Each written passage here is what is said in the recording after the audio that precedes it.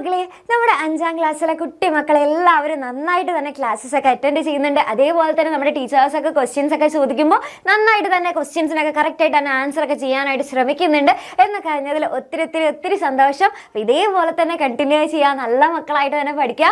Okay, അപ്പോൾ അങ്ങനെയാണെന്നുണ്ടെങ്കിൽ നമുക്കറിയാമല്ലേ, നമ്മുടെ ടൈം ടേബിൾ നമ്മൾ കണ്ടിട്ടുള്ളതാണ്. അപ്പോൾ നമ്മുടെ ടൈം ടേബിൾ അനുസരിച്ചിട്ട് എങ്ങനെയാണ് ഏതൊക്കെ സബ്ജക്റ്റുകൾ പഠിക്കാനായിട്ട് മിസ് എപ്പോഴാണ് പഠിക്കേണ്ടത്, അപ്പോൾ നമുക്ക് റിവൈസ് ഒക്കെ ചെയ്യാനായിട്ടുള്ള ആ ഒരു സമയം എപ്പോഴാണ്, അതേപോലെ തന്നെ എങ്ങനെ കറക്റ്റായിട്ട് പഠിച്ച ഓരോ സബ്ജക്റ്റും എപ്പോഴൊക്കെ പഠിച്ചാലാണ് നമുക്ക് നല്ല മാർക്ക് സ്കോർ ചെയ്യാനായിട്ട് സാധിക്കുക എന്നുള്ളതൊക്കെ അറിയണ്ടേ. അപ്പോൾ അതൊക്കെയാണ് ഇന്നത്തെ ഈ ഒരു വീഡിയോയിലൂടെ മിസ് നിങ്ങൾക്ക് പറഞ്ഞു തരാനായിട്ട് പോകുന്നത്. അപ്പോൾ നമ്മുടെ എക്സാം സ്റ്റാർട്ട് ചെയ്യുന്നത് 13-ാം തീയതിയാണ്, വെനസ്ഡേ ആണ്. അപ്പോൾ വെനസ്ഡേ നിങ്ങൾക്ക് 10 മണി തുടങ്ങിയിട്ട് 12:15 വരെയാണ് എന്തുണ്ടാവുക, നിങ്ങൾക്ക് എക്സാം ഉണ്ടാവുക. ഓക്കെ, അപ്പോൾ പേപ്പർ 1ന്റെ എക്സാം ആണ് നിങ്ങൾക്ക് ആദ്യം ഉള്ളത്. അപ്പോൾ അത് രാവിലെയാണ് എക്സാം, ഉച്ചയാകുമ്പോഴേക്കും തീരും. ഓക്കെ, അപ്പോൾ നിങ്ങൾ എന്ത് ചെയ്യണം, ഈ ഒരു 13-ാം തീയതി അല്ലേ, നമുക്ക് എക്സാം സ്റ്റാർട്ട് ചെയ്യുന്നതിന് മുന്നേ തന്നെ എന്ത് തീർക്കണം, നമ്മുടെ പേപ്പർ 1 നമ്മൾ അടിപൊളിയായിട്ട് പഠിച്ചു തീർക്കണം. ഓക്കെ, അത് കഴിഞ്ഞാൽ തേഴ്സ്ഡേ, വെനസ്ഡേ കഴിഞ്ഞാൽ തേഴ്സ്ഡേ അതായത് 14-ാം തീയതി വീണ്ടും രാവിലെ തന്നെയാണ് നിങ്ങൾക്ക് ഇംഗ്ലീഷിന്റെ എക്സാം ഉള്ളത്. അപ്പോൾ അതിന് വേണ്ടിയിട്ട് എന്ത് ചെയ്യണമെന്ന് അറിയോ, ഇവിടെ പേപ്പർ 1ന്റെ എക്സാം ഉച്ചയ്ക്ക് കഴിയില്ലേ, അതിനുശേഷം നിങ്ങൾ എന്ത് ചെയ്യുക, റിവൈസ് ചെയ്യുക, ഇംഗ്ലീഷ് നന്നായിട്ട് പഠിക്കുക. അതിനുശേഷം ഉച്ചയ്ക്ക് രാവിലെ പോയിട്ട് പിറ്റേ ദിവസം രാവിലെ പോയിട്ട് എന്ത് ചെയ്താൽ മതി, ഇംഗ്ലീഷ് എക്സാം എഴുതാം. അതിനുശേഷം ഫ്രൈഡേ ആണ് എന്തുണ്ടാവുക, ഫ്രൈഡേ നിങ്ങൾക്ക് വീണ്ടും രാവിലെയാണ് സമയം.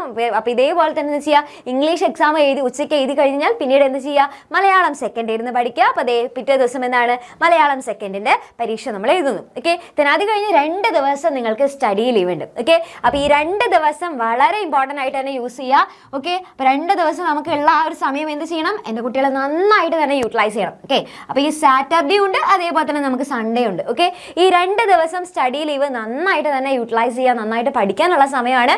അത് കഴിഞ്ഞാൽ മൺഡേ. ഓക്കെ, ഈ 2 ദിവസം എന്ത് ചെയ്യണം, വെറുതെ ഇരിക്കുകയാണോ വേണ്ടത്, അല്ല, ഈ 2 ദിവസം നമുക്ക് അടുത്ത ദിവസത്തേക്ക് പഠിക്കാനുള്ള സോഷ്യൽ സയൻസും പിന്നെ അതേപോലെ തന്നെ നമുക്ക് 2 അടുപ്പിച്ച് എക്സാം വരുന്നുണ്ട് അല്ലേ, ബേസിക് സയൻസും വർക്ക് എക്സ്പീരിയൻസും. ഓക്കെ, അപ്പോൾ സോഷ്യൽ സയൻസും ബേസിക് സയൻസും എന്ത് ചെയ്യണം, നന്നായിട്ട് തന്നെ ഈ ഒരു സ്റ്റഡി ലീവിൽ നമ്മൾ ഇരുന്ന് പഠിക്കണം. ഓക്കെ, അപ്പോൾ നന്നായിട്ട് തന്നെ ഇരുന്ന് പഠിക്കുക. അതിനുശേഷം നോക്കിക്കഴിഞ്ഞാൽ പിന്നീട് വരുന്നത് ഏതാണ്, മൺഡേയും ട്യൂസ്ഡേയും നിങ്ങൾക്ക് സോഷ്യൽ സയൻസും പിന്നെ 2 എക്സാം ഉള്ളതാണ്, ബേസിക് സയൻസും വർക്ക് എക്സ്പീരിയൻസും. അത് കഴിഞ്ഞാൽ വെനസ്ഡേ നിങ്ങൾക്ക് 10 മണി തുടങ്ങിയിട്ട് 12:15 വരെയാണ്. അപ്പോൾ നിങ്ങളൊന്ന് ആലോചിക്കുക, മാത്സ് പഠിക്കാനായിട്ട് നമുക്ക് തീരെ സമയമില്ല അല്ലേ, ഇവിടെ നമ്മൾ വൈകുന്നേരമാണ് പോകുന്നത്, മാത്സ് പഠിക്കാനായിട്ട് നമുക്ക് ഒട്ടും സമയമില്ല.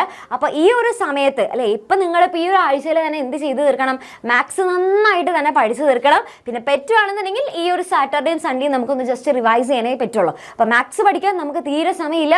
അപ്പോൾ ഇപ്പം തന്നെ എന്ത് ചെയ്യണം, നന്നായിട്ട് ഇരുന്ന് പഠിക്കണം. ഓക്കെ, ലാസ്റ്റ് നമ്മുടെ ഹിന്ദി. ഓക്കെ, ഹിന്ദി ഈ ഒരു സ്റ്റഡി ലീവ് നമുക്ക് സാറ്റർഡേ സൺഡേയും കിട്ടുന്നുണ്ടല്ലോ, ആ സമയത്ത് നിങ്ങൾ എന്ത് ചെയ്താൽ മതി, ഹിന്ദിയും കൂടെ ജസ്റ്റ് നോക്കിയാൽ മതി. ഓക്കെ, അപ്പോൾ അങ്ങനെ വേണം നമ്മൾ പഠിക്കാനായിട്ട്. അപ്പോൾ മാത്സ് എന്ത് ചെയ്യണം, ഈ ഒരു വീക്കിൽ തന്നെ അടിപൊളിയായിട്ട് തന്നെ പഠിച്ചു വെച്ചോ, കാരണം മാത്സ് പഠിക്കാനായിട്ട് നമുക്ക് വേറെ സമയമില്ല. ഓക്കെ, അപ്പോൾ ഈ ഒരു രീതിക്ക് എൻ്റെ കുട്ടികൾ നന്നായിട്ട് ഫോളോ ചെയ്യുക. അപ്പോൾ കറക്റ്റായിട്ട് ഓരോ സബ്ജക്റ്റുകളും പഠിക്കേണ്ട അതേ സമയത്ത് തന്നെ പഠിക്കുക. അപ്പോൾ അങ്ങനെയാണെന്നുണ്ടെങ്കിൽ നല്ല മാർക്ക് തന്നെ നിങ്ങൾക്ക് കിട്ടും. ഓക്കെ, അപ്പോൾ മിസ് ഇപ്പോൾ ഈ പറഞ്ഞ പോലെ തന്നെ എന്ത് ചെയ്യുക, നന്നായിട്ട് തന്നെ പഠിക്കുക. ഓരോ സബ്ജക്റ്റ് മിസ് പഠിക്കാൻ പറഞ്ഞ ക്ലാസ് സമയത്ത് നന്നായിട്ട് തന്നെ പഠിക്കുക. അപ്പോൾ അങ്ങനെയാണെന്നുണ്ടെങ്കിൽ എൻ്റെ കുട്ടികൾക്ക് നല്ല മാർക്ക് തന്നെ സ്കോർ ചെയ്യാനായിട്ട് സാധിക്കും. ഓക്കെ, ഇനി നിങ്ങൾക്ക് കറക്റ്റായിട്ടൊരു പ്രോപ്പർ പ്ലാനിങ് വേണം അല്ലേ, അതായത് നമുക്കൊരു കറക്റ്റായിട്ടൊരു പ്രോപ്പർ പ്ലാനിങ് ഇല്ലാന്നുണ്ടെങ്കിൽ നമുക്ക് നല്ല മാർക്ക് എക്സാമിന് സ്കോർ ചെയ്യാനായിട്ട് സാധിക്കില്ല അല്ലേ. അപ്പോൾ അതുകൊണ്ട് തന്നെ നിങ്ങൾക്കൊരു പക്കാ സെറ്റ് സ്റ്റഡി പ്ലാൻ പറഞ്ഞു തരാനായിട്ട് നമ്മുടെ എക്സാമിനർ ഫാമിലി വരുന്നുണ്ട് സൺഡേ താഴെ കാണുന്ന സമയത്ത്. അപ്പോൾ അതാരും മിസ് ചെയ്യരുത്.